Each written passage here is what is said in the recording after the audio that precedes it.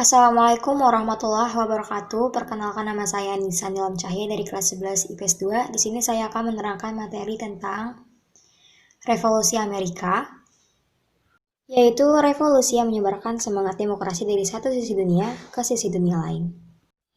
Bermula dari sebuah konflik antara negara Prancis dan Inggris, Amerika dijadikan ladang kontes perebutan wilayah di antara kedua negara ini.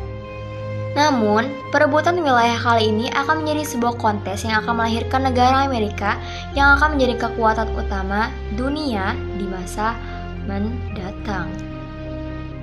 Inggris memenangkan kontes tersebut, akan tetapi Inggris mengalami krisis keuangan yang sangat parah.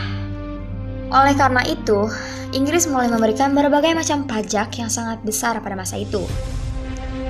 Dari Sugar Act hingga Townshend Act, pajak-pajak dipaksakan oleh pemerintah Inggris kepada rakyat Amerika secara sewenang-wenang. Rakyat Amerika semakin dilanda amarah, kemudian dimulailah revolusi Amerika yang bermula dari Boston Massacre hingga Treaty of Paris.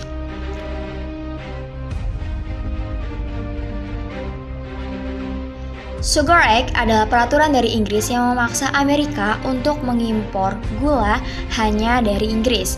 Hal ini dilakukan untuk balas budi Amerika yang telah dibebaskan Inggris dari Prancis.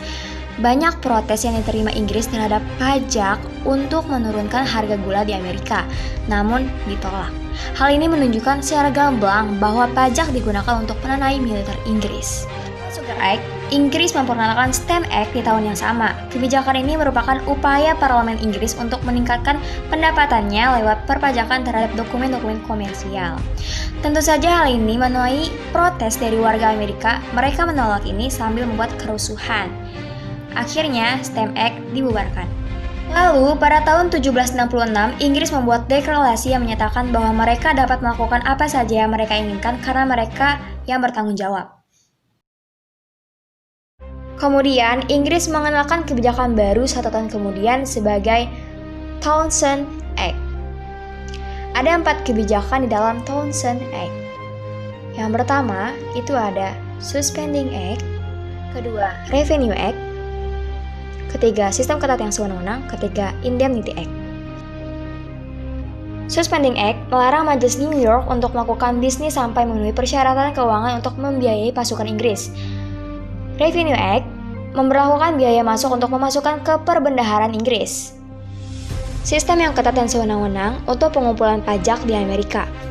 Dan Indemnity Act menurunkan pajak komersial untuk teh yang diimpor ke Inggris oleh East India Company.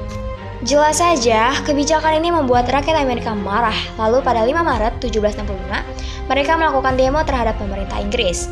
Jumlah pengunjuk rasa terlalu banyak membuat pasukan Inggris panik dan akhirnya menembaki para pengunjuk rasa. 5 orang Amerika meninggal dan kejadian yang terjadi di Boston ini dinamai dengan Boston Massacre.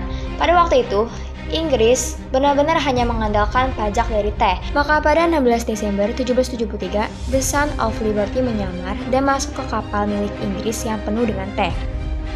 Hampir 10.000 teh itu dibuang ke laut dan membuat Inggris marah. Maka, Inggris menduduki Boston pada Massachusetts yang menandakan bahwa mereka berada di bawah kekuasaan negara Inggris langsung. 56 delegasi Amerika yang bertemu di Philadelphia, mereka berencana meminta Inggris untuk berhenti, namun Inggris menolaknya. Perang Inggris dan Amerika di Lexington menandakan awal perang kemerdekaan Amerika. Singkat cerita, Boston yang merupakan markas Inggris digepung pemberontak dan terjadi pertempuran. Sejak saat itu, terjadi banyak pertempuran antara Inggris dan pemberontak Amerika.